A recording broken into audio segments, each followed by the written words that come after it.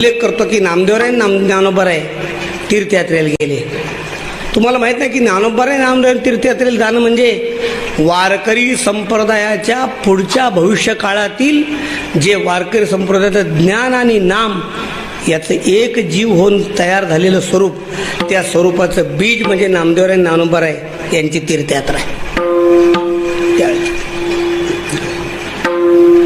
आता नामदेव मंदिरामध्ये तर नामदास दरवर्षी तीर्थावळीवर 30 दिवस प्रवचनच करत असतात विस्तारानं, आणि फार सुंदर विषय आहे त्याच्यामध्ये, सगळा सांगत बसत नाही. राजस्थानच्या वालुकामय प्रदेशामध्ये फिरत असताना तहान लागलेली आहे.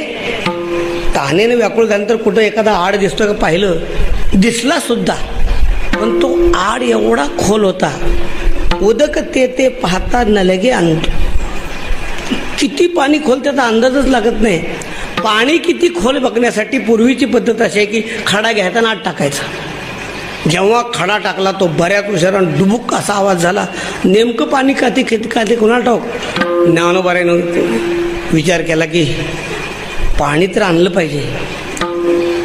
कवणे परी येते करू रिगवणी प्राण संतर्पणी वाचवावे. ज्ञानोबाराय म्हणले, नामा मला एक उपाय माहीत आहे गड्या. बरं, लघिमेचे लाघव करून ते अवसरी उतरोनी भीतरी घेतले उदक. नामदेवराय लघिमा सिद्धी, ज्ञानोबाराय लघिमा सिद्धीच्या अवलंबनानं खाली गेले, पाणी पिऊन वर आले, आणि आल्यानंतर काय विचारतात, नामा तुला आणून देऊ का रे. मी थोडंसं माझ्या अधिकाराचं अतिक्रमण करून वाक्य वापरतोय बरं का, की हे दोस्ताचं लक्षण नव्हे. विठ्ठाला विठ्ठाला म्हणजे पंक्तीत जागा मिळाल्यावर आपणच बसायचं, दुसरी जागा धरायचीच नाही. दोस्तात लक्ष नाही काय.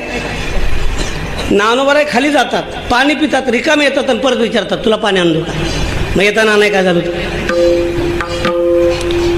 आणून देऊ का म्हणण्यामध्ये ज्ञानोबारायने एक उर्मी आहे की नामदेवरायने विचारावं, ज्ञानोबा कसं रे पाणी पिलास तू, खाली कसं गेला होतास, कोणती सिद्धी असते. लघिमा सिद्धी म्हणजे काय असतं रे. आणि मग आपण त्यांना सगळ्या अष्टमहासिद्धी समजावून सांगूया. आणि अष्टमहासिद्धी माझ्याकडे आहेत असं एक प्रकारचं सध्याच्या भाषेत बोलायचं म्हणलं तर केशव महाराज इम्प्रेशन पाडण्याचा प्रयत्न ज्ञानोबारायने केला की आपलं इम्प्रेशन पडावं म्हणून. नामदेवराय पण ज्ञानोबारायला माहीत नव्हतं की काय यांची अवस्था आहे.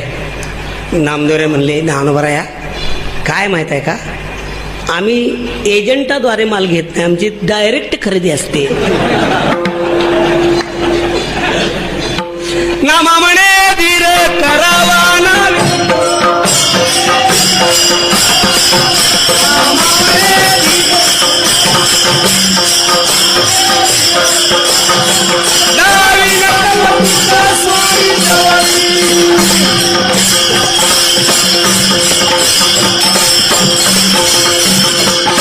आमदार म्हणले जरा थांबा, कोण एजंट मार्केट माल घेतो का तुला.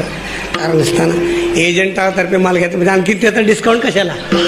आपली डायरेक्ट खरेदी मिलमधनं असते, मिलमधनं. मग लावणी आणि इतर निर्धार रुपये केला. आता सगळे तीर्थावळी पाठ असणारी माणसं आहेत, त्याबद्दल आणखी बोलत बसत नाही. भगवंताला हाक मारली, भगवान तव गडगडीत खूप उदके ओसंडला, कल्पांती खवळला सिंधू जैसा. ज्ञानोबाराय म्हणतात, ज्ञानदेव म्हणे झाले अभिनव, कैसा ऋणिया देव केला येणे. अरे कसा यानं देव ऋणी केला. मी कुठली तर शुद्र सिद्धी या सिद्धी अवलंब करतो.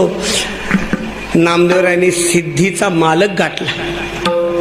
अरे हा प्रसंग आहे. एरवी इतर कीर्तनामध्ये हा प्रसंग मी जवळजवळ अर्धा तास सांगतो, संपूर्ण निघाल्यापासून वगैरे. आपण जाणते श्रोते असल्यामुळे जास्त सांगितला नाही. हा प्रसंग का सांगितला मी, या प्रसंगामध्ये ज्ञानोबारायांच्या सारख्या एका विश्वविख्यात संतांच्या लक्षात आलं की या सगळ्या आबालवृद्ध बहुजन समाजाचा उद्धार करायचा असेल तर या समाजाला योगाच्या आडामध्ये कोंडून चालणार नाही, त्यांना भक्तीच्या गंगेमध्ये आणलं पाहिजे. विठ्ठला विठ्ठला